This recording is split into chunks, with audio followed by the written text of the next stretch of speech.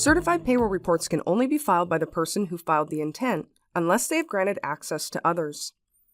Under the Manage PWIA access, you can see who others have allowed to view forms they filed, as well as who you have allowed to view forms you filed.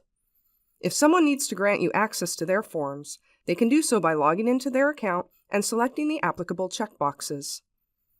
If the person no longer works for the company, follow the Contact Us link to contact L&I's Prevailing Wage Program for assistance. Once you have access, from the dashboard there are several ways to access the page to file your reports. If the prime contractor, awarding agency, or L&I has requested your certified payroll, these will be in the Items Awaiting Your Action section. View the request to review the time period that's being requested, then continue to create a certified payroll report. In the My Intents and Affidavit section, you can find the intent and follow the link to file certified payroll. If there are several pages, you can use the search options to narrow it down.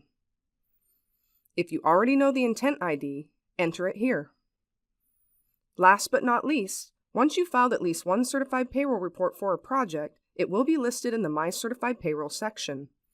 You can file new reports using the File Certified Payroll link. All of these options will take you to the Create Certified Payroll Report page. The step-by-step instructions, as well as these training videos, are located here if you need help.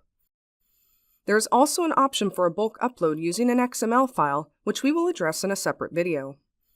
To continue, you will enter payroll online. The first step is to enter the week ending date. If this is the first certified payroll report you are filing for a project, you will be prompted to verify your work week. This is because once you've set the work week for the project, it cannot be changed.